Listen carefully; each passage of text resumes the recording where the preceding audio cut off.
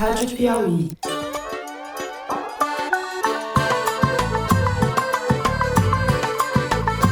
Olá, sejam muito bem-vindos ao Foro de Teresina, o podcast de política da revista Piauí. Não foi encontrado fraude nas urnas, por mais que a busca foi incessante para encontrar, só que o presidente queria que ele fosse assertivo, que ele dissesse que teve fraude. Eu, Fernando de Barros e Silva, da minha casa em São Paulo, tenho a alegria de conversar com os meus amigos Ana Clara Costa e Celso Rocha de Barros, no Estúdio Rastro, no Rio de Janeiro.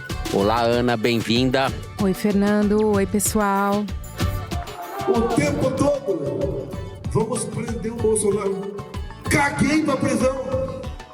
Diga lá, Celso Casca de Bala. Fala aí, Fernando. Estamos aí para mais uma sexta-feira. Todo mundo virou a noite aqui lendo delação. Muito divertido. Se alguma empresa de pesquisa for fazer alguma pergunta para você, você fala bem do governo que aumenta a popularidade. Se você não fala bem, não vai aumentar a popularidade. Então vamos, sem mais delongas, aos assuntos da semana. Jair Bolsonaro foi, enfim, denunciado pela Procuradoria-Geral da República por liderar a tentativa de golpe de Estado. Além de Bolsonaro, a denúncia de Paulo Gonet aponta mais 33 responsáveis pelas orquestrações golpistas que desovaram no 8 de janeiro de 2023. Destes, 23 são militares: Walter Braga Neto, Augusto Heleno, Almir Garnier, Mário Fernandes, Paulo Sérgio Nogueira e Mauro Cid estão entre eles. Entre os 11 civis estão Anderson Torres, Alexandre Ramagem, Felipe Martins e Silvinei Vasquez. O documento histórico de Gonet tem 272 páginas, marcadas pela sobriedade da forma e pela contundência do conteúdo. Não se trata de mais uma narrativa, como se diz, sobre a aventura golpista, mas de uma exposição minuciosa e documentada de como, em vários momentos e sucessivamente, Bolsonaro e seu entorno agiram para destruir a democracia brasileira e se perpetuar no poder. Além da denúncia de Gonet, que deve começar a ser analisada pelo Supremo no fim de março, essa é a previsão inicial, o ministro Alexandre de Moraes levantou o sigilo, ou seja, tornou público nessa semana o teor da delação premiada de Mauro Cid, o ajudante de ordens que sabe de tudo. O depoimento agrega mais elementos ao histórico delinquencial do ex-presidente, alguns deles que não têm ligação direta com o golpe. Por exemplo, que Bolsonaro recebeu sim o dinheiro da venda das joias das Arábias. A gente vai analisar a peça de Gonet, a delação de Mauro Cid e o peso de cada uma. A ideia difundida entre os bolsonaristas de que as acusações contra o ex-presidente se baseiam fundamentalmente nas revelações do ex-ajudante de ordens é simplesmente falsa. Vamos tratar também das omissões, a despeito da qualidade da denúncia. Alguns nomes escaparam ilesos, o que é estranho. Não é mesmo, Valdemar Costa Neto? No segundo bloco, trataremos dos desdobramentos políticos da denúncia e da mais do que provável condenação de Bolsonaro. O ex-presidente joga suas fichas na pauta da anistia, defendida pelos bolsonaristas no Congresso. Ela poderia beneficiar os vândalos do 8 de janeiro e, eventualmente, o próprio Bolsonaro, mas isso parece cada vez mais remoto. A saída de Bolsonaro de cena, pelo menos como alternativa de poder, precipita a disputa pela vaga do adversário de Lula e do PT. Tarcísio de Freitas e Pablo Marçal saíram em defesa de Bolsonaro, procurando desqualificar a denúncia. Estão de olho no espólio político do bolsonarismo e não são os únicos. No terceiro bloco, a gente vai falar da crise de popularidade do governo. Se as coisas estão bastante feias para Bolsonaro, elas não estão nada bonitas para Lula. Antigos aliados criticam o isolamento do presidente e o declínio de sua velha habilidade de fazer política como ninguém. Pode ser verdade, mas o problema é mais complexo. O governo entra na sua segunda metade cercado de desconfiança e carente de ideias fortes e rumo claro. No horizonte imediato, temos uma reforma ministerial e já se instalou um leilão entre os partidos, sobretudo os da direita, que vem no momento de fragilidade do petista, uma janela para abocanhar mais espaço de poder ou cobrar mais caro por apoio. A gente vai atualizar essas manobras. Dou-lhe uma, dou-lhe duas, dou-lhe três. É isso, vem com a gente.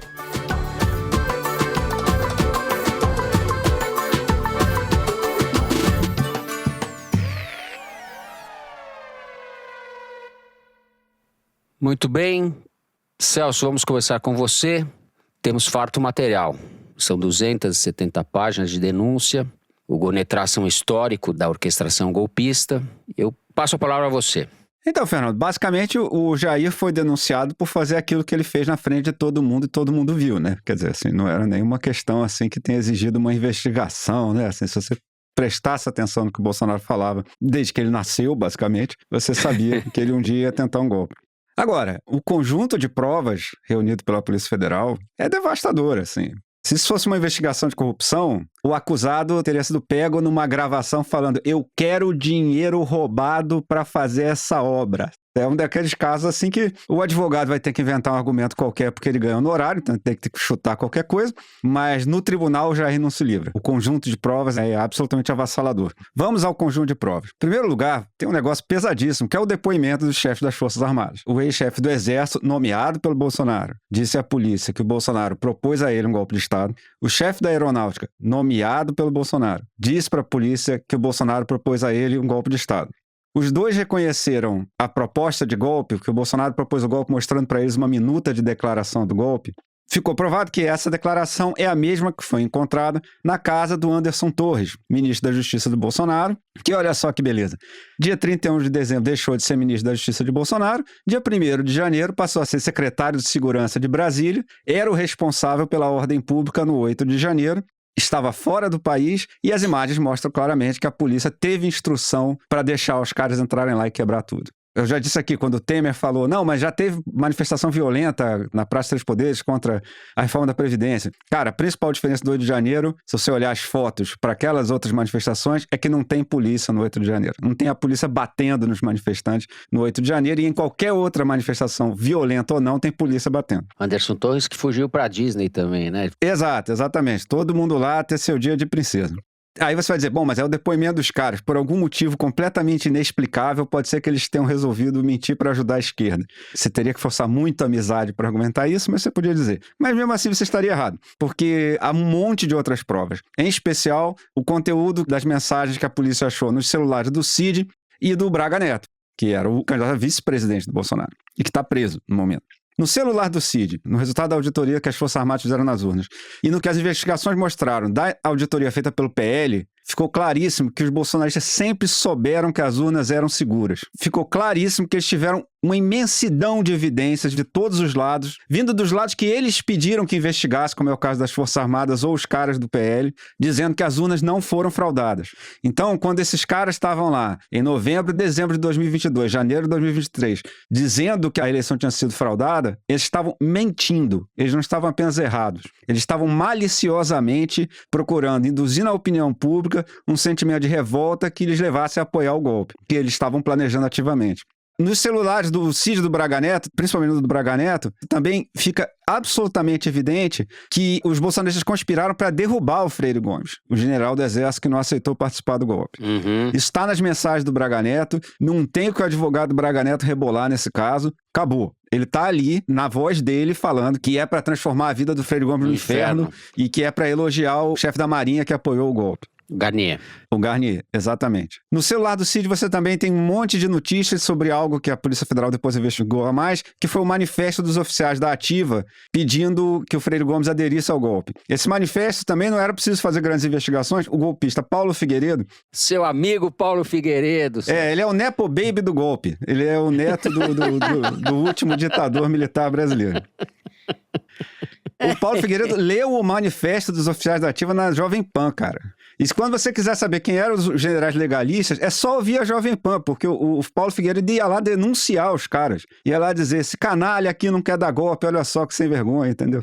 E no celular do Mauro Cid está claro que ele fazia isso em contato com os militares conspiradores. Eles têm gente nas trocas mensais dizendo, opa, ouve aí o programa do Paulo Figueiredo hoje, ele vai denunciar os caras, etc. E se procurar bem, nessa época, também tinha parlamentares indo atrás dos militares que não queriam. Era um ataque orquestrado aos militares por parlamentar. Exatamente, também. já vamos falar disso. No celular do Cid você também tem o pedido de dinheiro de um oficial golpista para trazer gente do Rio para ajudar no golpe. E o Cid fala, tudo bem, quanto precisa? 100 mil, tá bom, vou arrumar. E você tem, finalmente, todas as evidências sobre a Operação Punhal Verde e Amarelo, que era basicamente um plano de assassinar o Lula, o Alexandre de Moraes e o Alckmin. Se nada disso estiver bom para você, esse plano de assassinato foi impresso no Palácio do Planalto. Então vamos parar para pensar um pouco nessa frase. Vamos repeti-la dentro das nossas cabeças. Um plano de assassinato foi impresso dentro do Palácio do Planalto e depois foi levado pelo cara que imprimiu para o Palácio da Alvorada, onde estava o presidente da República, Jair Bolsonaro.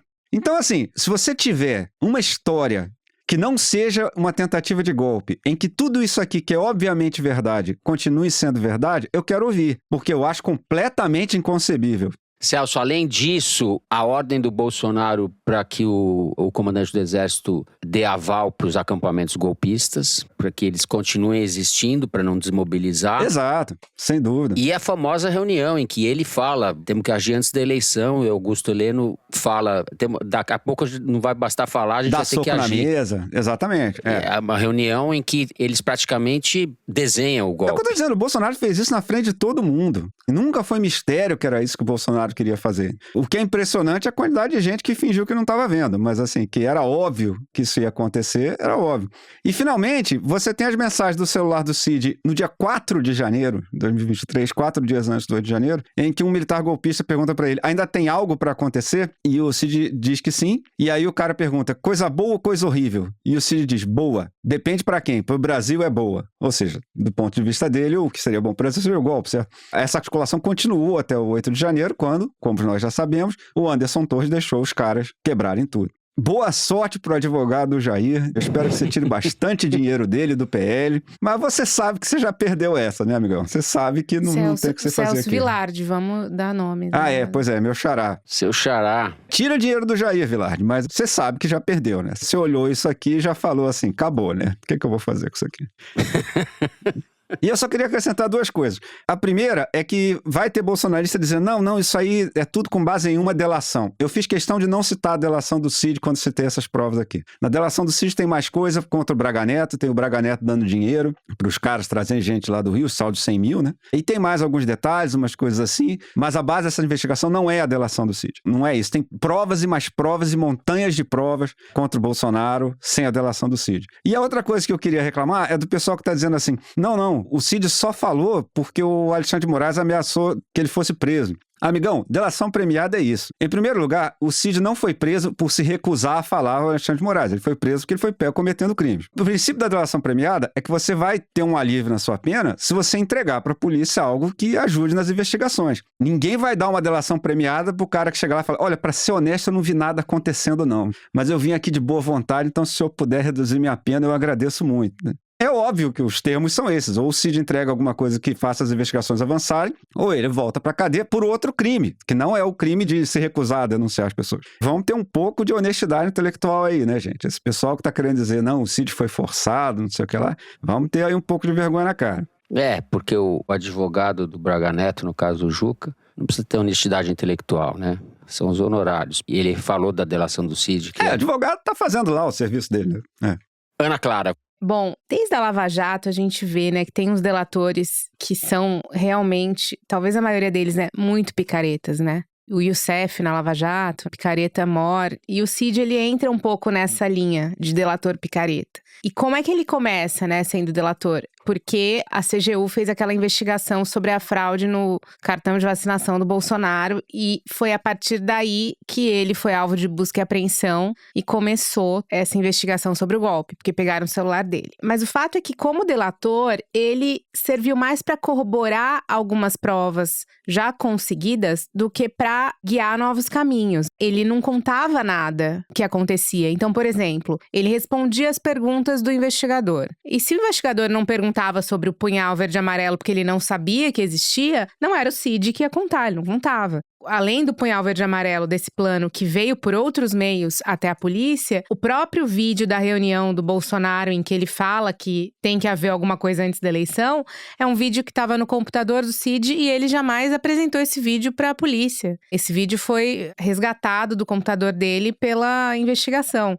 duas coisas que ele fazia, e dá pra ver isso bem na delação dele. Ele tirava a fervura de que houve uma tentativa de golpe, era sempre uma coisa, você tinha pessoas e tal, mas o presidente não concordava, mas o Braga Neto não concordava. Ele ia poupando essa cúpula militar e o Bolsonaro, e aí, conforme as coisas iam acontecendo, ele obviamente ia sendo pressionado a falar. E tem até um momento em que o Alexandre de Moraes fala pra ele, agora eu não me lembro se é o Alexandre de Moraes ou o delegado que faz o interrogatório, você não tá aqui só pra responder pergunta, você precisa contar o que aconteceu. E ele, como delator, não foi fundamental para a investigação, ele foi fundamental para corroborar algumas coisas. Por exemplo, a principal evidência do envolvimento do Bolsonaro com a história do plano de assassinato. Onde que tá? Tá num áudio que o Mário Fernandes manda pro Cid, dizendo que o Bolsonaro estava de acordo, que o Bolsonaro disse beleza e tal, que eles estavam alinhados.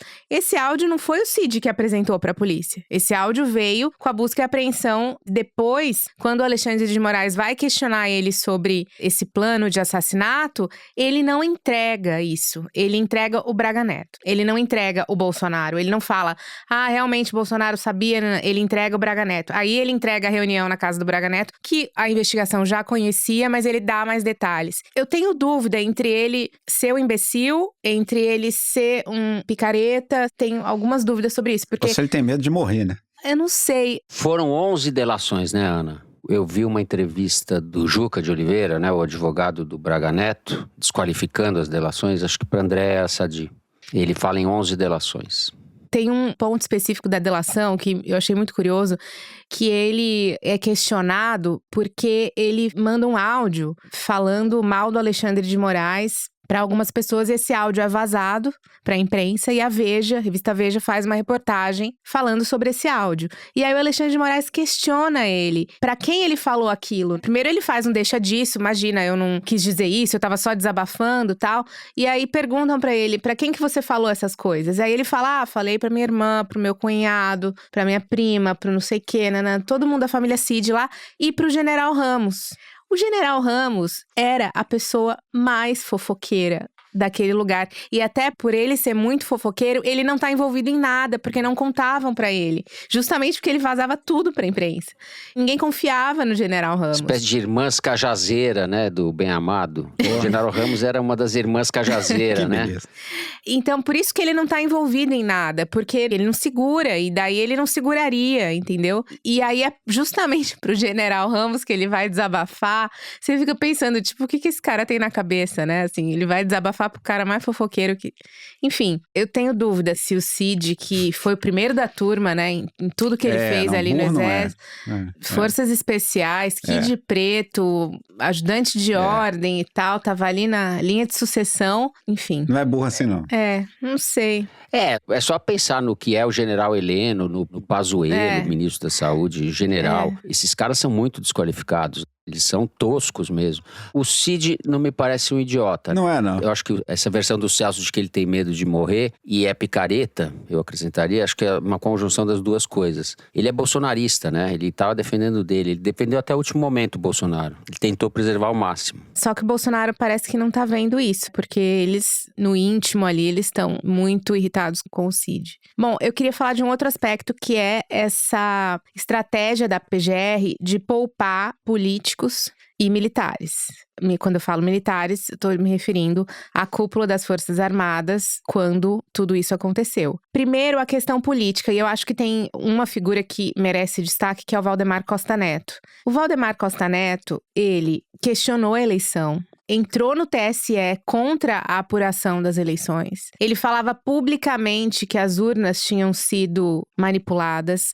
Ele, num vídeo gravado por pessoas que publicaram nas redes sociais, ele é questionado por um bolsonarista sobre se o Bolsonaro não ia fazer nada com a eleição do Lula, né? O Lula já tinha ganhado. Ele fala, espera, o Bolsonaro vai fazer alguma coisa, o Bolsonaro é homem. Ou seja, ele já antecipava alguma coisa que ia acontecer. Depois que tudo isso aconteceu, ele foi lá e falou publicamente em entrevista que defendia o impeachment do Alexandre de Moraes, que achava que o Supremo tinha se excedido, bandido, que era um absurdo. A gente pode esquecer que o Valdemar Costa Neto é colocado pelo Cid como um representante da ala radical das pessoas próximas ao Bolsonaro. Ele cumpria esse papel. A ala radical seriam os mais favoráveis à Ao ofensiva golpista, a exemplo do Eduardo Bolsonaro e da Michelle Bolsonaro. Certo? Exato. Ele faz um aposto ali, o Cid, dizendo que o Valdemar era mais partidário da questão das urnas. Mas ele não negava que seria legal ter um golpe. E essa diferença não é muito importante, né? Porque Exato. eles sabiam que era mentira Exato. o negócio das urnas, então... Diante de todo esse histórico, a gente se questiona por que o Valdemar não tá ali. E aí eu acho que vale relembrar um fato que talvez tenha operado essa mudança. Eu não sei se vocês lembram que em fevereiro do ano passado, Valdemar foi preso numa operação que teve da PF. Na verdade, ele foi alvo de uma operação e quando os policiais chegam na casa dele, ele tinha uma arma que estava com a licença vencida e ele é preso em flagrante. E ele fica 3 dias preso e aí ele lembra, né, do tempo que ele passou na cadeia, que eu acho que deve ter sido uma memória não muito agradável. E aí o que acontece? O Valdemar muda completamente. Ele passa a colaborar. Então, ele presta depoimento. Naquela mesma operação, por exemplo, o Garnier foi alvo também. Ele se negou a prestar depoimento. O Freire Gomes prestou, o Batista Júnior prestou também, mas o Garnier não. O Braga Neto não prestou. Os mais bolsonaristas se negaram a prestar. O Valdemar prestou. E a partir daquele momento, ele nunca mais falou nada do Alexandre de Moraes. Ele nunca mais falou nada sobre impeachment de ministros do Supremo, sobre trabalhar com senadores do PL para votar qualquer tipo de contenção ao poder do Supremo. O que ele fez também? Expulsou o Braga Neto do PL, cortou o salário do Braga Neto, fez toda uma operação contra o Braga Neto e desde então ele não fala mais com o Bolsonaro porque ele não pode, né? Uma das proibições daquela época era justamente isso, que ele tivesse contato com o Bolsonaro.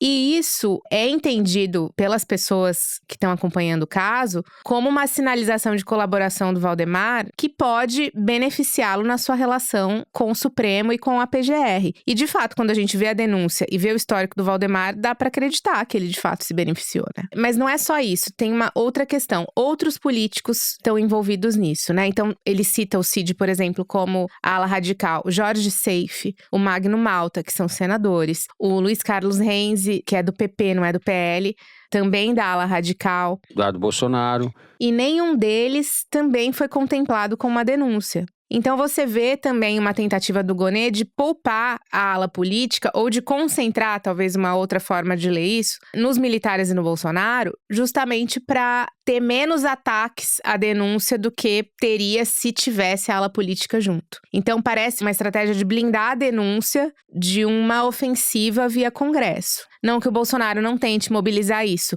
mas eu acho que a PGR faz o trabalho dela. Ele poupou essa galera, poupou o núcleo político para concentrar em pessoas menos defensáveis pela sociedade, de uma certa forma também. Depois de tudo que já apareceu sobre esses indivíduos, é mais fácil você concentrar todo o seu arsenal neles. Então foi uma estratégia que a gente vai ver, né? Se foi inteligente ou não, o Supremo dirá. Muito bem apontadas essas lacunas. De qualquer forma, a denúncia contra esses generais aí e o Bolsonaro é bastante contundente, né? E dificilmente eles escapam do chilindró. Ainda que o chilindró dos militares seja comparável a esses hotéis aí que tem aí perto. É melhor que esses hotéis que tem aí do lado da revista, que eles põem a gente. Hotel 3 estrelas. O chilindró dos militares é melhor que esses hotéis 3 estrelas, que o ar-condicionado não funciona e tal.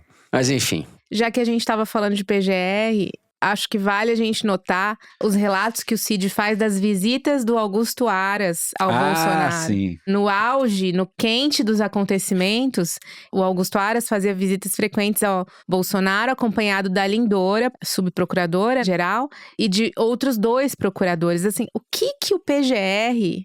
Aquela altura do campeonato estava fazendo em visitas constantes ao presidente, a gente se pergunta, né? E o Aras, que, é preciso dizer, teve defensores petistas. Muitos. Sim. Nessa nova gestão da PGR, havia quem defendesse a continuidade dele. Terminamos o primeiro bloco aqui, vamos fazer um rápido intervalo. Na sequência, vamos falar dos aspectos políticos dessa denúncia, dos desdobramentos. Já voltamos.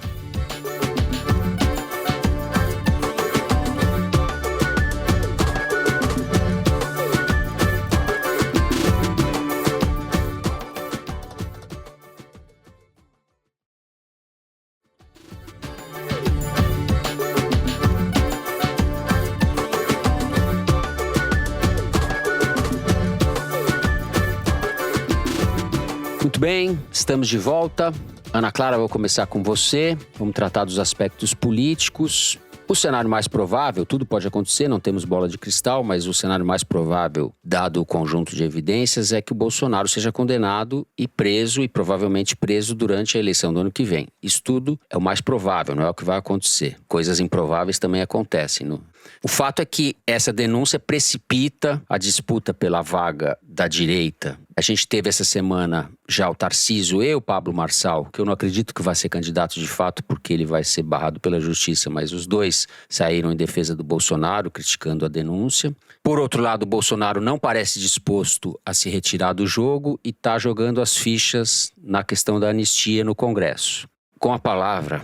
Falei um pouco do Valdemar no primeiro bloco, acho que pode continuar falando dele agora. O Bolsonaro, ele é útil para o Valdemar, ele serve ao Valdemar em qualquer situação. Ele é um win-win para o Valdemar. Então, na hipótese, não sei, de alguma distopia desse universo, ele não estiver inelegível ali, ele obviamente serve para o Valdemar. Ele inelegível, ele serve para o Valdemar. Ele preso, ele serve para o Valdemar. Porque ele preso, ele vai ser o mito encarcerado injustamente e que vai ajudá-lo ali a eleger quem ele quiser, governador e etc. Porque não vai ser mais o cara que está sendo perseguido, e sim o cara que foi injustamente preso, né? Então fica aquela coisa do mártir. E o Valdemar já está pensando nessa possibilidade de capitalização. E como para ele o que importa é dinheiro, e o dinheiro, sobretudo, importa quando ele consegue fazer uma bancada expressiva, Bolsonaro preso, a gente já falou aqui, é até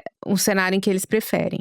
O Globo entrevistou um marqueteiro que trabalhou com Bolsonaro em 2018. O nome dele é Marcos Carvalho, foi entrevistado pela coluna do Thiago Prado. Ele fala que acha muito difícil o Bolsonaro, mesmo em vias de ser preso, não concorrer por causa da vaidade dele. Isso é, de fato, uma das hipóteses que a gente vem trabalhando aqui no fórum, de ser uma chapa puro sangue bolsonarista, e aí o herdeiro da chapa acaba concorrendo quando ele for preso. E que essa, na avaliação desse marqueteiro, seria a opção mais plausível dada a vaidade do Bolsonaro. E o Valdemar aceitaria isso sem nenhum problema. Agora, pensando nessa repercussão da direita, o Tarcísio imediatamente saiu em defesa dele, como um bom puxa-saco. O Zema, Ratinho Júnior, Caiado, todo esse pessoal ficou bem quieto de início, esperando ali a movimentação. Então isso já sinaliza um pouco a posição do Tarcísio de que ele vai fazer o que o Bolsonaro quiser que ele faça. O que a Faria Lima deve estar tristíssima, né, inclusive. Porque não sei se ele vai fazer o que o Bolsonaro... Eu acho que ele está atrás do voto do bolsonarismo e também de não ter hostilidade da família, do entorno. Mas ele quer ser o candidato. Não, com certeza. Mas se o Bolsonaro for esse candidato que vai entrar numa chapa puro sangue e pode sair preso, o Tarcísio perde, né? Porque ele precisaria sair do governo até abril. Se essa estratégia do Bolsonaro se concretizar, ela prejudica o Tarcísio nesse aspecto. Mas eles não são do mesmo partido. O Tarcísio poderia estar concorrendo contra o Bolsonaro, o que você está falando que é muito improvável. Improvável pela situação de subordinação que ele tem hoje em relação ao Bolsonaro. Isso pode mudar, eles podem romper. Mas hoje a situação é de subordinação total. O que a gente não vê nos outros nomes. A questão da anistia, eu acho que também vale a gente mencionar. Você vê no dia que a denúncia sai, no dia seguinte, os parlamentares bolsonaristas não estão no Congresso falando da denúncia. Eles estão falando da anistia. É como se a denúncia não tivesse acontecido. Como se nada tivesse acontecido, a pauta era a anistia. E aí eu queria só mencionar o Nicolas Ferreira, que fez aquele vídeo que a gente falou aqui, aquele fatídico vídeo sobre o Pix. O mote do vídeo dele é a Janja, o gasto do cartão corporativo da Janja. E eu não vi o Nicolas comentando que eles usaram o cartão corporativo do GSI para financiar as motociatas, por exemplo. Ele estava ontem pedindo anistia no Congresso, mas ele não falou um pio sobre os gastos do cartão corporativo do GSI financiando aquelas manifestações. Isso consta da delação do Mauro Cid, né? Sim. Ele falando que compraram as motos da segurança toda, que fazia a segurança do Bolsonaro nas motociatas, foram compradas pelo GSI e tinha o transporte das motos, que era complexo, várias motos, tem que levar de avião para um lado para o outro. Sim, enfim. Também não vi ele reclamando do dinheiro da venda das joias, que supostamente não deviam ter sido vendidas. Então, isso é curioso. Ele sempre tão preocupado com a coisa pública, com o gasto do governo, que depende do governo. Acho que esse é um ponto que merece a gente falar. Celso, vamos com você.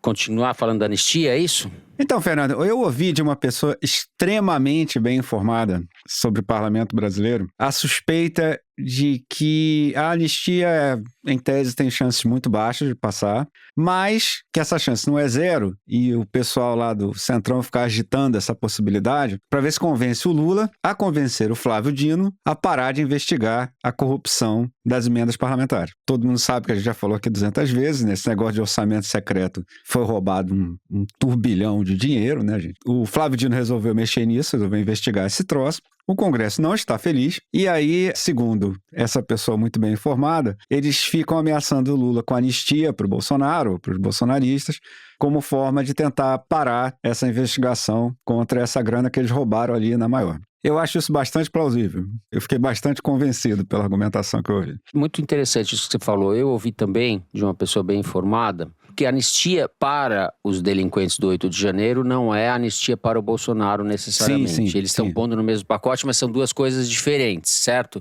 Então, só a anistia para os vândalos do 8 de janeiro já seria interessante para o Bolsonaro, porque isso abriria a possibilidade de reduzir a pena do Bolsonaro no Supremo, porque o Alexandre de Moraes fixou uma pena alta para esses caras do 8 de janeiro. E a pena dos cabeças, dos mandantes, dos articuladores, tem que ser mais alta, né? Então o Bolsonaro vai ser condenado a 30, 40 anos de prisão, se for condenado. A anistia para essa ralé, alguns nem tanto ralé, permitiria que uma condenação menos severa, enfim. Isso é tudo especulação, mas que ela faz sentido também. Quando eles começaram a aplicar as primeiras penas elevadas nos golpistas, o que já se falava naquela época era que a dosimetria dessa pena seria o que viesse dessa pena mais grave, já era a expectativa para o que poderia ser com o Bolsonaro. Então, realmente, isso impacta. Porque o Bolsonaro não pode ser condenado, se for condenado, uma pena menor do que a dos caras. Porque, claro. Certo? Ele é o chefe, né? Pela denúncia. Sim. E pela verdade alimentar dos fatos. Sim. Agora, eu só queria fazer uma ponderação, Celso, nessa avaliação das emendas, que eu acho que é uma variável extra, que é a predisposição de alguns caciques do Centrão de baterem de frente com o Supremo também nessa questão da anistia. Sem dúvida. Eu acho que, obviamente, eles querem que as emendas continuem à torta direito, mas eles também não acham interessante entrar em rota de colisão com o Supremo. Claro que se você pegar, sei lá, os mais radicais ali, eles não estão nem aí, né? Mas assim, quem manda no dinheiro ali mesmo, né, no fundo partidário, etc., não tá afim dessa confusão desse jeito. 100% verdade. Porque criaria um curto-circuito gigantesco, né? Uma aprovação de anistia, fosse qual fosse. Eu não acho que vá passar também, mas o fato disso estar sendo discutido seriamente é um pouco o termômetro da enrascada em que estamos. E fica parecendo que é viável, sendo que não é. Assim, hoje é pouco plausível se a gente olhar, mas eles conseguem emplacar essa ideia de que isso está sendo, de fato, acordado, articulações estão sendo feitas, entendeu? E não estão. Quem está no PL fazendo isso é o Sóstenes Cavalcante, que está falando ali por uma base muito específica do bolsonarismo. Ontem o Sóstenes Cavalcante, que é o líder do PL, né, na Câmara, sendo tratado como estadista ali numa entrevista da Globo News. Tudo bem, o pessoal da Globo News tem que entrevistar, tem que encher linguiça 24 horas no ar, tal, tem que ouvir todos os lados, blá blá blá, mas um blá blá blá desgraçado e tratado como se fosse o Churchill, sei lá. Celso, vamos lá, retomamos. Fernando, então, e aí a gente agora vai saber, como você disse, abriu a disputa para ver quem vai ser o sucessor do Bolsonaro, né? Aquilo que a Ana vinha falando vários episódios aqui das prévias da direita, né? E isso vai ser uma briga bastante feia e bastante sangrenta, porque o grupo mais radical, o grupo do Bolsonaro, porque isso é sempre interessante lembrar, o Bolsonaro é o líder da facção radical do movimento dele. Entre esse pessoal do Jair, do Eduardo, esses caras todos, eles sabem que se eles forem sócios minoritários num governo Tarcísio, eles caem muito de divisão. A base evangélica, se todos esses grupos do agro passarem a ser, aliás, ao Tarcísio, ou a um partido de direita mais institucional, etc., esse pessoal do Bolsonaro vai continuar sendo convidado para festa, vai continuar ganhando dinheiro para fazer aquelas conferências deles, mas não vai mais ser visto como alternativa de poder. E aí, inclusive, se a polícia descobre coisas sobre eles, não vão ter a mesma blindagem. Então, eles não estão a fim de se entregar isso pro Tarcísio fácil, não. Tem esse plano que a Ana citou dos caras lançarem o Bolsonaro, tentar copiar o que o PT fez em 2018, né? Que seria lançar o Bolsonaro mesmo preso e depois substituir o candidato. Aliás, eu fico impressionado que sempre que a direita quer imitar o PT, imita as coisas que deram errado, né, cara? Eu acho isso fantástico, né? Você já deve ter visto milhões de vezes os caras de direita falando, agora a gente vai fazer oposição como o PT fez nos anos 90. Ah, sim, naquela época o PT perdeu as 2 eleições no primeiro turno, né? Ok, beleza, vai ser um sucesso isso. Então, assim, aparentemente eles querem fazer esse mesmo negócio. Eu acho difícil que o Tarcísio tope ser esse cara que entra no final. Assim como disse, ele teria que se descompatibilizar, seria uma manobra meio complicada. Não daria para ele construir uma imagem de moderado nos 15 dias que... Pô, isso foi um seríssimo problema pro Haddad em 2018, né? Assim, ele virou candidato totalmente em cima da hora. Não sabiam nem o nome dele, Não sabiam nem o nome dele. E uma coisa que eu já vi muita gente do PT falando é que isso foi um problema, isso foi um erro, porque se ninguém conhece o cara, é muito mais fácil inventar fake news sobre ele. O cara acabou de aparecer, você sai inventando que ele é pedófilo, que ele é faz qualquer coisa, entendeu? Ao passo que se é um cara que já teve chance de se apresentar, já teve chance de estabelecer uma relação com o público, isso é bem mais difícil.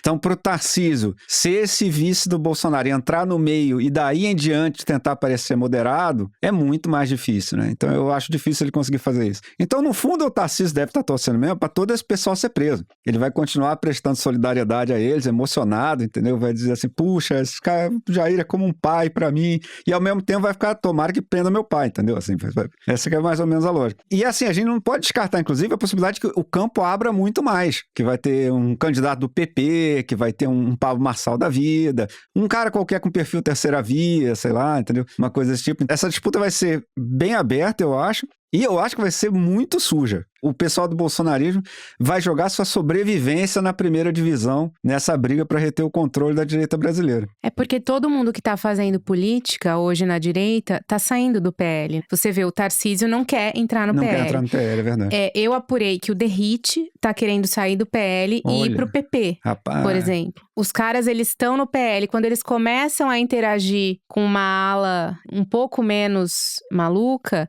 eles já encontram pontes ali e você vê o PL ficando cada vez mais isolado nessa posição ultra-bolsonarista. Não estava no meu radar, interessante. Isso que vocês estão falando aponta para a possibilidade de uma formação de frente ampla contra o PT, contra o governo. Uma frente ampla da direita que borre as fronteiras entre a extrema-direita e a direita, entre a legalidade e a ilegalidade. A gente aceita qualquer um aqui. Pode-se criar isso sem prejuízo de haver mais de um candidato no primeiro turno. Sim. E de haver candidatos com características Marçal ou mesmo esse imbecil desse Gustavo Lima, candidatos que chamam de disruptivos, que são esses delinquentes avulsos, né, que vocalizam o bolsonarismo ou a antipolítica, vamos dizer assim, para facilitar. E a direita, extrema-direita mainstream, Tarcísio, Zema, Sim. Caiado, tal. Você tem essas duas forças que vão estar no jogo. Eles têm lastro na sociedade. No caso dos governadores, tem poder e esses outros têm lastro na sociedade, enfim. O Marçal representa uma parte da sociedade, o Gustavo Lima, idem, Centro-Oeste, o Escambau. O vento da história está para a direita. Não está fácil para o campo progressista ou de esquerda, né? Tá difícil. É isso. Então a gente encerra o segundo bloco do programa. No terceiro nós vamos falar justamente desse pessoal que não está a favor do vento da história, do governo, do PT, do Lula. Já voltamos.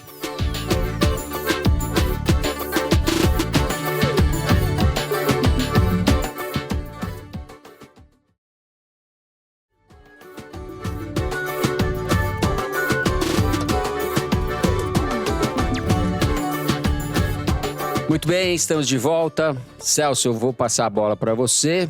Antes da denúncia do Gonê dessa semana, só se falava da crise do governo Lula, o que estava deixando os jornais, a imprensa de modo geral, e a Faria Lima assanhadas. A Faria Lima e a imprensa que tendem quase para ser a mesma coisa nos dias de hoje. É um conglomerado. Vamos lá. Vamos falar um pouco da crise do PT, que se apurou. Então, Fernando, realmente a situação já estava tensa, a gente já tinha até comentado aqui, por causa da reforma ministerial, por causa da queda de popularidade, todas essas questões. E aí saiu a carta do Cacai, aquele advogado criminalista famoso, dizendo que o Lula estava isolado, que era outro Lula, e assim, todo mundo interpretou como sendo um ataque à Janja, e ao Rui Costa, que estariam isolando o Lula do mundo político, e não estariam deixando o Lula fazer política como ele fazia antes, etc, etc. Eu conversei com o pessoal do PT e, assim, muita gente lá concorda com 80% da carta do Cacai, mas eles acharam muito ruim isso ter sido feito em público, essa roupa suja ter sido lavada em público, em especial a questão da Janja. Isso era uma questão delicada, isso você meio que força o Lula a defender, primeira-dama, porque, pô, o que ele vai fazer? E isso eles acharam, a maneira como o Cacai encaminhou a questão, muito inconveniente para quem estava tentando resolver o problema, etc. Agora, uma coisa que está clara é que muitas dessas coisas que estão vazando sobre o governo, essas notícias de crise, são boa parte fogo amigo, né? Tá tendo uma briga grande para saber quem no PT vai ser ministro, quem não vai ser. E não tem como separar essa briga do processo de sucessão dentro do PT. O PT vai eleger seu novo presidente. E essa eleição é importante, que vai ser a primeira eleição direta para presidente do PT em muitos anos. Porque da última vez, a gestão da Gleisi aprovou uma extensão do seu mandato, não teve eleição. E antes disso, a eleição foi indireta.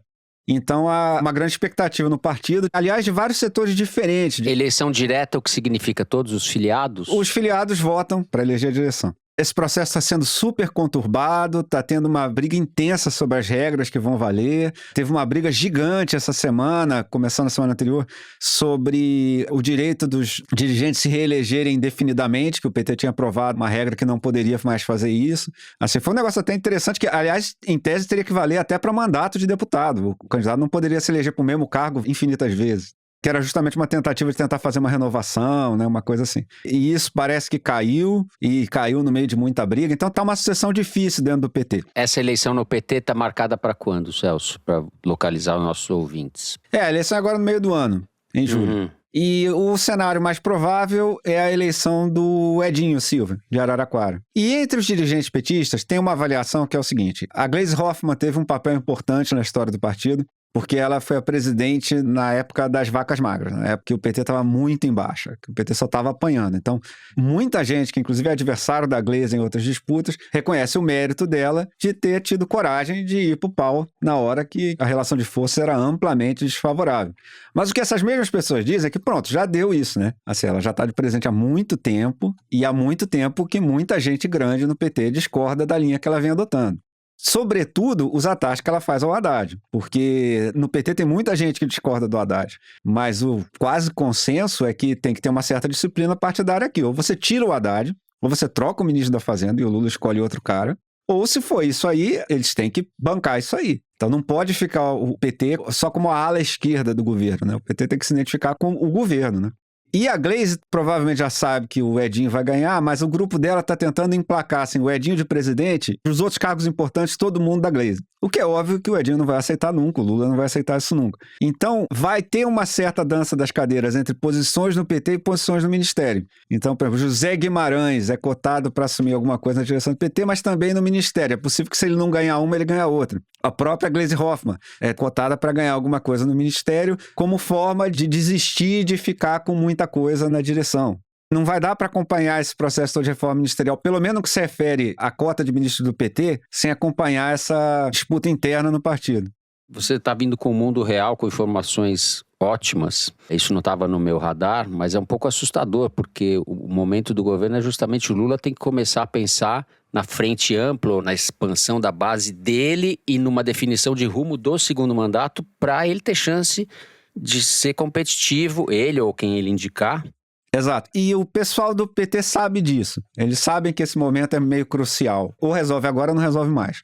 Que eles têm esse primeiro semestre aí para botar ordem na casa e chegar no segundo semestre voando, ou então acabou. É que eu não sei, eu não tenho a impressão de que eles queiram resolver, assim, quando eu falo com as pessoas, a impressão que eu tenho é que eles continuam querendo brigar e não resolver. Pode ser. Não, tá tendo muita briga sobre isso, não resta a menor dúvida. A briga também é um pouco sobre o que o governo deve fazer, né? Porque, evidente, tem o pessoal que diz, não, o governo tem que fazer uma virada mais à esquerda, não sei o que lá. Isso eu acho que a probabilidade disso acontecer é zero. Mas que gostaria de pelo menos manter esse impasse entre o pessoal do Haddad e o pessoal que é contra o Haddad e tal, para não ir muito pro lado do Haddad. Tem gente que é a favor disso. O que significa uma virada mais à esquerda? É boicotar o Haddad? Seria desistir desistir do ajuste. Não. Desistir do ajuste, né? Basicamente. Você pode até deixar o Haddad lá, mas sem fazer as coisas que o Haddad defende. É a ruína isso aí, na minha opinião. Pois é. Exato. E o que muita gente, inclusive, que discorda do Haddad diz é o seguinte, cara, se a avaliação sobre o Haddad é ruim, ele não tinha que ter sido indicado ministro ou já tinha que ter saído faz muito tempo. Então, agora, você chegar e querer fazer uma reviravolta, sei o quê, é maluquice, não vai dar certo nunca. Mas então, o Lula não tem menor O Lula não tem o menor interesse nisso. tirar o Exatamente. Haddad. Exatamente. Isso não tá no radar. Não, assim. não tá. Isso não vai Pode acontecer. estar no radar do PT, mas do Lula Não, e do não PT tá. também não tá. O que o pessoal tá de saco cheio é do grupo da Glaze batendo no Haddad o tempo todo, entendeu? Porque é o que eles dizem. Se você quiser derrubar o Haddad, ele cai, pronto. Mas enquanto ele é o ministro, o partido tem que bancar o cara. Porque essa é a política econômica do governo do PT. A população nunca vai te apoiar dizendo assim, não, veja bem, a minha política econômica foi ruim, mas eu já achava ruim, não fiz nada e você devia votar em mim. Pô, pelo amor de Deus, né? Tem muita gente do PT que, inclusive, não é muito simpática ao ajuste, mas que acha que agora não é hora de brincar, não é hora de fazer marola.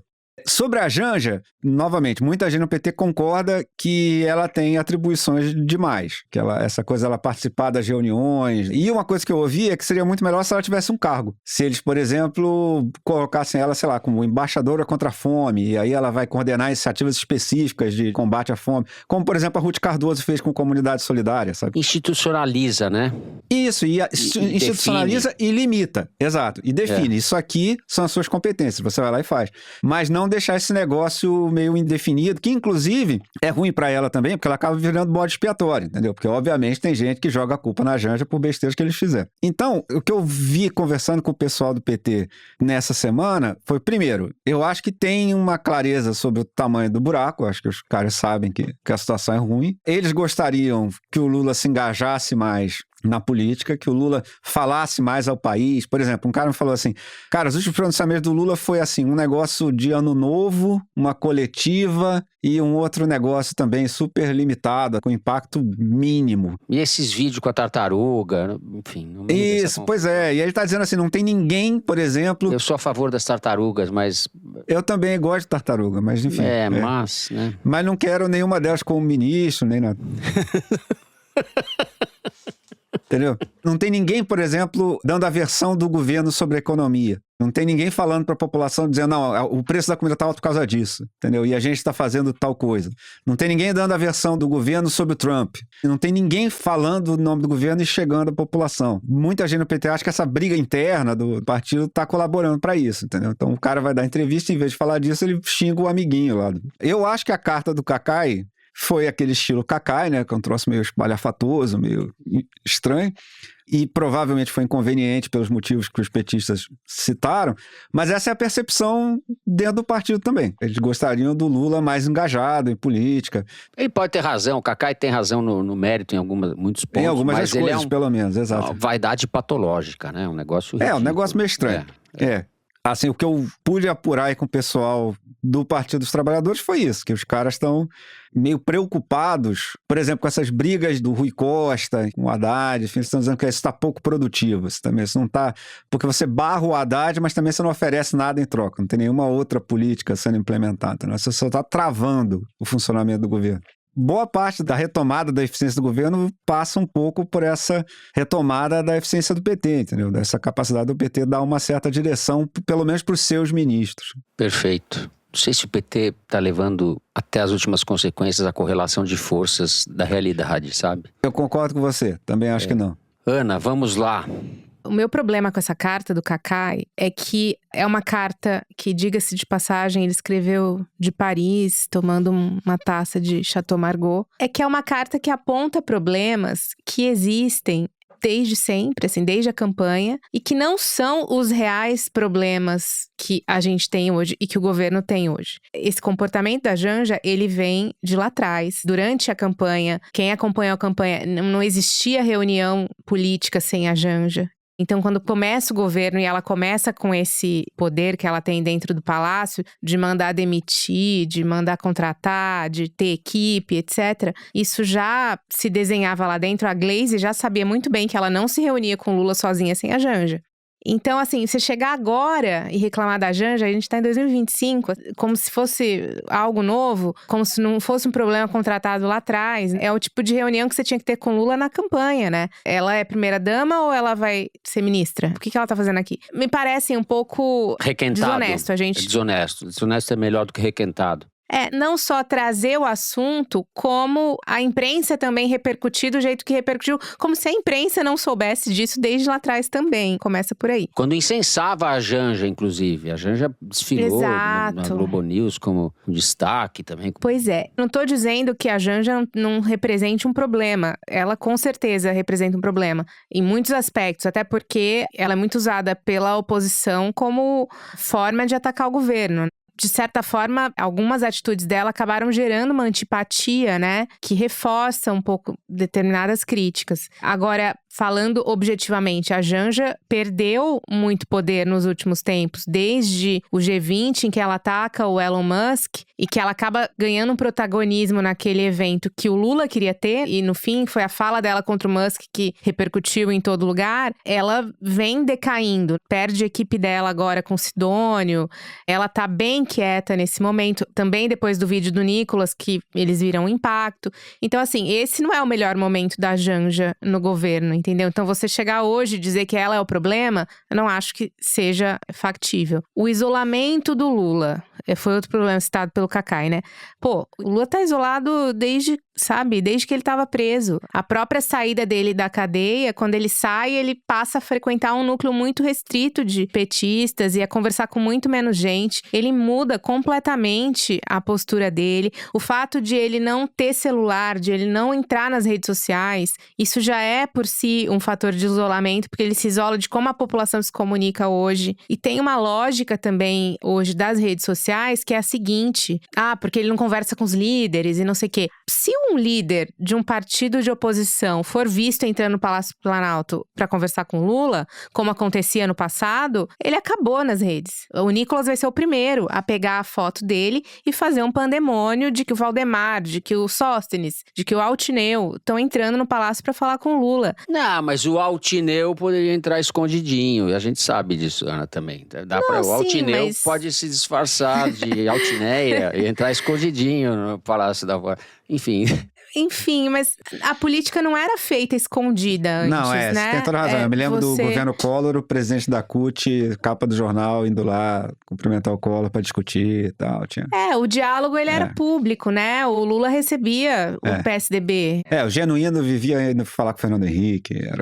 Exato. Hoje isso não acontece mais, porque a situação tá do jeito que ela tá e sobretudo, se qualquer pessoa não precisa nem ser a ala mais maluca do Congresso, o PL, se o Republicanos, por exemplo, que tem ministério no governo, o Marcos Pereira, ele não consegue levar uma bancada para conversar com Lula. A bancada não aceita aí, porque a bancada sabe que vai apanhar nas redes sociais, se for. Vai apanhar dos pastores, vai apanhar da comunidade evangélica.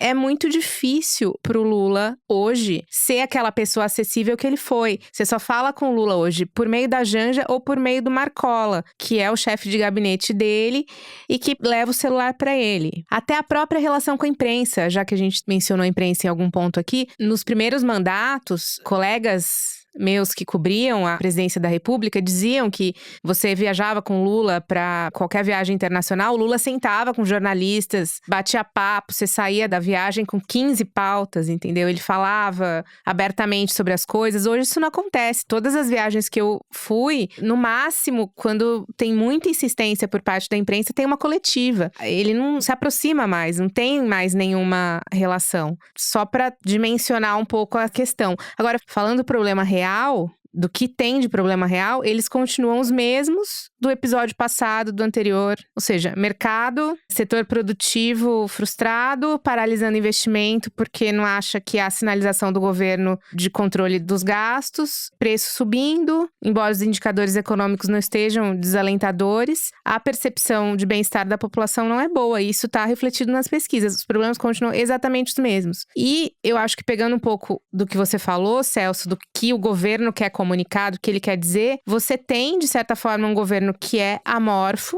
porque as circunstâncias são essas. E ele é amorfo porque cada ministro do Centrão tá ali pensando nos cargos que vai ter pra distribuir, no dinheiro que vai conseguir mandar para suas bases, que vai conseguir de emenda para desviar, ou iniciativas que eles podem faturar em cima eleitoralmente. E isso prejudica o Haddad, porque essas iniciativas geralmente são iniciativas de gasto, né, de expansão do gasto. Não há um governo pensando em unidade, são interesses muito particulares. E isso faz com que a gente fique com essa impressão de que não tem projeto. Porque mesmo o PT, que deveria ser o guardião do projeto, tá brigando por outras razões. A Haddad brigando com o Rui Costa. E eu nem sei se o Rui Costa, hoje, representa o PT, no sentido assim, se o Rui Costa briga com a Haddad, o Rui Costa é o PT que tá brigando com a Haddad? Não é. Eles estão brigando por questões muito particulares de disputa de poder. Nem a parte do governo que deveria ter uma forma tem hoje. Né? E aí eu acho que isso entra 100% na conta do PT. E aí, por último, não dá pra negar que é de uma incompetência atroz que no dia que o Bolsonaro foi denunciado, que foi uma terça-feira à noite, e um cara que tá, além de tudo, inelegível, que provavelmente vai ser preso por ter planejado um golpe, veja só. Nesse dia, o governo vigente é que estava refém do Congresso no noticiário. O governo vigente que não conseguia viabilizar sua pauta no Congresso porque só se falava da anistia lá dentro. O governo vigente que estava emparedado no dia da denúncia. Se você olhasse o noticiário na TV, só se falava de como o governo tá mal. E o Bolsonaro, nesse mesmo dia, foi no Congresso para defender a anistia e foi todo aquele séquito atrás dele, demonstrando um certo poder ali, né? Você via como ele andava e tal. É uma situação muito disfuncional, se a gente pensar o que a gente tá vivendo hoje. Perfeito. O fato é que o Lula é um líder analógico, né? Não tem a ver só com a idade, mas o fato dele estar velho também é um fator que não ajuda, embora ele esteja com saúde, ainda bem, esperamos que esteja com saúde por muito tempo, mas não ajuda. E o PT perdeu massa crítica, essa que é a verdade. O Celso cansa de dizer isso aqui, o PT não tem os quadros que tinha. E para terminar, só quero falar, a Janja, de quem em outras ocasiões, ela é criticada pelos problemas, pelos defeitos, vamos chamar assim, e pelas qualidades também, né? Porque ela não quis ser uma primeira-dama convencional, e isso é positivo. A gente tem que pensar nesses dois aspectos, acho eu. E acho que a saída do governo, se é que há, é com o Haddad, não sem o Haddad. O governo tem que apostar no Haddad se quiser ter algum futuro. O problema é que nesses últimos meses o governo atuou para enfraquecer o Haddad. Então, o Haddad pode estar lá. Só que ele é percebido como uma presença menos relevante do que era. Inclusive, é bom dizer que saiu a notícia que teve uma reunião sem o Haddad para falar de como medidas da Fazenda estariam tirando popularidade do governo. Bom, uma porrada na popularidade do governo foi o dólar alto, né? E o dólar alto foi uma coisa que aconteceu porque o governo não topou fazer as coisas que o Haddad tinha proposto naquele anúncio. É isso. Bom, encerramos o terceiro bloco por aqui. A diretora já está pegando no meu pé. Vamos para um rápido intervalo. Na volta, Kinder Ovo.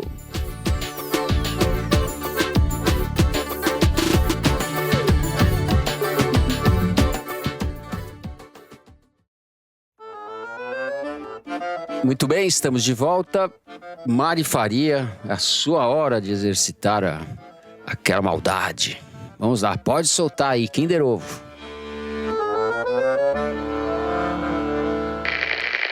Quando nós éramos ainda, segundo Darwin, nós já nos reunimos em família, em clãs, para quê? Para fazer saúde, educação, para fazer transporte, para fazer arte? Caramba, não, nós nos Sérgio reunimos para Cabral, dar segurança um para o outro, para nos defendermos.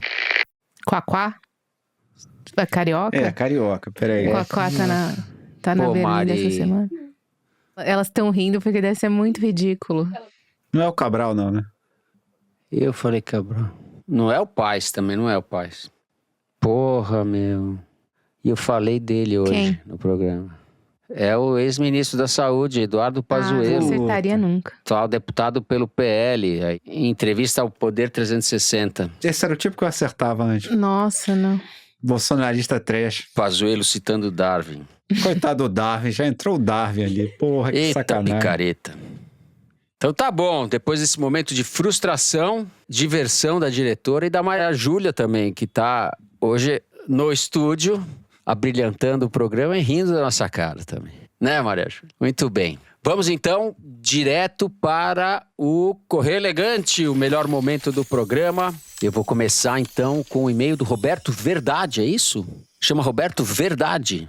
Nem sabia que existia esse sobrenome, que coisa simpática. Gostaria de agradecer a cada um de vocês por comporem o melhor podcast de política que eu conheço. A Ana Clara com suas apurações aprofundadas, o Celso com suas análises embasadas e o Fernando que consegue amalgamar todas essas ideias e jeitos em um programa sensacional. Envio essa mensagem me preparando para a defesa de mestrado na qual eu, um homem, terei a ousada tarefa de falar sobre TPM para uma banca exclusivamente feminina. Caso sobreviva, sem ser cancelado, as perspectivas futuras são ótimas. No final deste ano, me caso com a mulher da minha vida, a Verônica. A pessoa que me apresentou o foro e que me acompanha ouvindo o programa nas viagens de carro. E como vocês fazem parte das nossas vidas, ainda que semanalmente e unilateralmente, gostaria também de convidá-los para o nosso casamento. Topam? PS, a Verônica está descobrindo sobre o convite agora enquanto vocês leem. Ou seja, Verônica está tendo uma surpresa agora, deve estar assustada com esse convite. Vai aumentar 3 comensais no seu casamento. Vai faltar bem casado. São 5 já, porque a gente já convidou a Mari, a minha Maria Júlia também, o Dani Di, já vai convidado, o Gilberto Porcidoni também vai, a Emily Almeida, todo mundo que tá aqui. Aceitamos, todo mundo vai pro seu casamento. Roberto Verdade, muito bem. Parabéns, feliz casamento. O Douglas Maiolini faz parte do fã-clube do Fernando. No fim do ano passado, num emocionante show em que Tatiana Parra, João Camareiro, Zélia Silva e Sheina Barros brindaram o público com tocantes releituras de pérolas da música nacional, eu, minha esposa e nossos amigos Thiago e Cris demos a sorte de encontrar o Fernando Cabeção de Barros. Fãs mal criados que somos, pedimos uma foto e fomos gentilmente atendidos, numa interação que rendeu altos papos até com o simpaticíssimo patriarca da família Barros e Silva. No último domingo, foi meu aniversário e eu fui presenteado com um retrato da foto que tiramos nesse dia, adornado com o versículo bíblico, o que o Fernando uniu, ninguém separa. Agora, a imagem de nosso ídolo ecoa sua erudição e sabedoria. Vocês estão fazendo a Ana Clara, essa velha dela não me leva a sério. A Ana Clara não me leva a sério. Ai, desculpa. Vamos lá, não, como desculpa? Eu te amo, Ana Clara, você é sensacional. Peraí, eu até perdi. Gente, devo falar pra vocês que a Ana Clara não identifica em mim o sábio que eu evidentemente sou. Não é isso. Deixa eu voltar. Agora, a imagem de nosso ídolo ecoa sua erudição e sabedoria em nossa sala, lembrando-nos que sim, ainda há coisas boas e novas nessa vida. Muito obrigado pela preciosa companhia. Não desistam. Ainda vamos precisar muito de vocês. Beijo a todos do foro e a meus amigos amores, Yu, Thiago e Cristine. Poxa vida, Douglas, que carta, até fiquei com vergonha. Vocês comoveram a Ana Clara. Mas foi legal. Deixaram a Ana Clara comovida. Obrigado, foi maravilhosa aquela noite. A Luísa Ribeiro escreveu: tenho uma cadela pincher de 5 aninhos e dar banho nela é a minha sentença de morte semanal. Sinto sua dor, Luísa. Eu tenho um chihuahua. Como eu já tinha desistido de colocar a playlist Músicas para Acalmar Cachorro, resolvi me priorizar no momento de tensão e coloquei o foro para tocar enquanto cumpria a tarefa sem tentar perder um dedo. Então que este episódio citando Nixon e Hitler foi tão chocante que minha cadelinha ficou quietinha, evidenciando que até um pincher tem medo de nossos tempos sombrios. Dito isso, parabéns a toda a equipe do Foro de Teresina. Valeu, Luísa. E um abraço aí pra pincher. Muito bom. A gente tá ninando o cachorro. A gente tá assustando o pincher, gente. É isso. Muito bem, nós vamos encerrando o programa de hoje por aqui. Se você gostou, não deixe de seguir e dar 5 stars pra gente no Spotify. É pra seguir no Spotify, não é, diretora? Segue também no Apple Podcast, na Amazon Music, favorita na Deezer e se inscreva no YouTube. O Foro de Teresina é uma produção da Rádio Novelo para a revista Piauí. Durante a licença maternidade da nossa Evelyn Argenta, a coordenação geral é da Bárbara Rubira, a direção é da Mari Faria, com produção e distribuição da Maria Júlia Vieira, hoje no estúdio. A checagem do programa é do Gilberto Porcidônio, a edição é da Bárbara Rubira e do Thiago Picado, a identidade visual é da Amanda Lopes, a finalização e mixagem são do João Jabassi e do Luiz Rodrigues, da Pipoca Sound, Jabassi e Rodrigues, que também são os intérpretes da nossa melodia tema. A coordenação digital é da Bia Ribeiro, da Emily Almeida e do Fábio Brizola. O programa de hoje foi gravado no Estúdio Rastro do grande Dani Di, no Rio de Janeiro, e na minha choupana em São Paulo. Eu me despeço então dos meus amigos Ana Clara Costa. Tchau, Ana. Tchau, Fernando. Tchau, pessoal. E Celso Rocha de Barros. Tchau, Celso. Tchau, Fernando. Até semana que vem. É isso, gente. Uma ótima semana a todos e até a semana que vem.